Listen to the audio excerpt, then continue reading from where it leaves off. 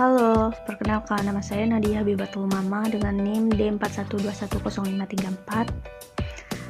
Dalam video ini saya akan menjelaskan tentang materi produk life cycle dengan contoh produk Starbucks. Starbucks adalah sebuah kedai kopi yang sudah banyak sekali cabang-cabangnya di berbagai negara. Starbucks Corporation adalah sebuah jaringan kedai kopi di Amerika Serikat yang bermarkas di Seattle, Washington. Starbucks adalah perusahaan kedai kopi terbesar di dunia dengan 15.012 kedai di 44 negara.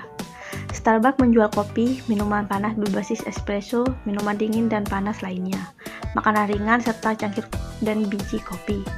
Melalui divisi Starbucks Entertainment dengan merek Her Music, perusahaan ini juga memasang buku, musik, dan film. Siklus produk life cycle merupakan salah satu tantangan nyata yang harus dihadapi oleh manajer marketing setiap perusahaan. Berbagai strategi harus dilakukan agar produk atau brand mampu bertahan di dalam sebuah pasar. Setiap produk atau merek memiliki siklus hidup masing-masing, karena jumlah penjualan, tantangan kesempatan, dan kompetitor terus berubah seiring dengan siklus hidup produk tersebut berjalan. Maka sebuah perusahaan harus mampu menyesuaikan strategi pemasarannya dengan siklus yang sedang dijalani oleh produk ataupun brandnya. Siklus hidup produk life cycle umumnya ditandai dengan 4 tahapan yang berbeda. Tahapan yang pertama yaitu tahap pengenalan atau introduction. Pada tahap ini produk masih benar-benar baru dan baru dikenalkan ke konsumen. Tahap yang kedua yaitu tahap pertumbuhan atau grow. Dalam tahapan ini konsumen sudah mengenali produk. Tahapan yang ketiga yaitu tahap maturity atau kedewasaan. Dalam tahap ini produk nanti tumbuh perkembangan dan penjualan mulai melambat. Tahap yang keempat yaitu tahap penurunan atau decline. Pada tahap ini penjualan mulai turun, profit yang didapat dari penjualan juga menurun. Salah satu contoh menarik dari produk life cycle ini terjadi pada Starbucks. Selama hidupnya, Starbucks telah melewati tahapan daur hidup produk yang jelas. Bagaimana produk life cycle-nya? Mari kita bahas lebih lanjut.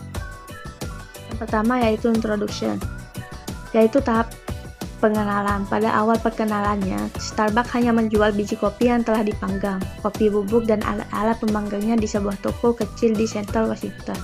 Awalnya perusahaan ini berjalan dengan baik, tetapi berbagai hal mulai berubah di tahun 80-an. Penjualan masih rendah dan masih belum banyak orang tahu, dan produk ini juga menjadi kesulitan di tahun pertama.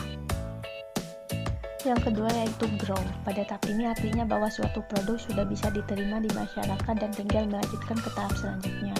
Di tahap ini Starbucks Coffee barulah memulai bentuknya. Dengan membuka 17 toko, perusahaan berekspansi dengan cepat menuju kota-kota yang lain di Amerika Serikat. Semakin berjalannya tahun, Starbucks memperluas bisnisnya melalui pesanan katalog lewat pos dan mendapatkan lisensi membuka toko di airport dan berekspansi lebih lanjut ke negara bagian California. Yang ketiga yaitu ada tahap maturity. Pada tahap ini adalah tahap tertinggi dari sebuah perusahaan yang memasarkan produknya. Dalam bahasa informalnya adalah tahap sukses.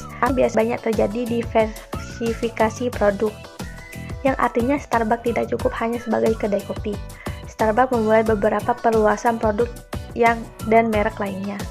Misalkan penawaran kopi Starbucks di penerbangan United Airlines, menjual teh premium melalui Tazo Tea Company yang dimiliki Starbucks, menggunakan internet untuk penawaran langsung sebagai pilihan untuk membeli kopi Starbucks secara online, mendistribusikan biji utuh dan kopi bubuk melalui supermarket, memproduksi es krim kopi premium bersama Dairies, menjual CD di toko eceran Starbucks.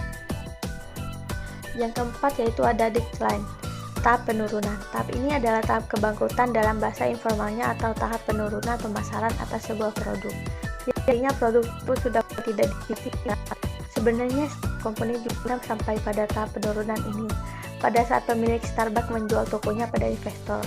Namun, Schultz yang melihat kesempatan besar pada produk tersebut, ia mengumpulkan dana meyakinkan investor bahwa Starbucks bisa berkembang. Logo Starbucks dari tahun ke tahun.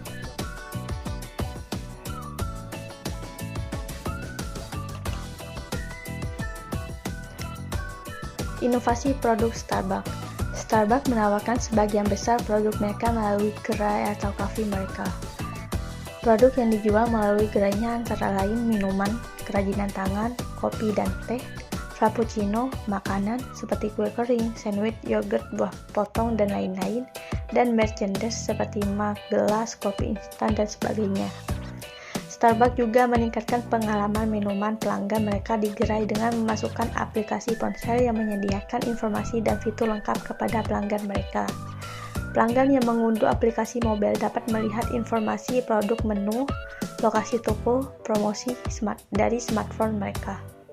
Sekian, terima kasih.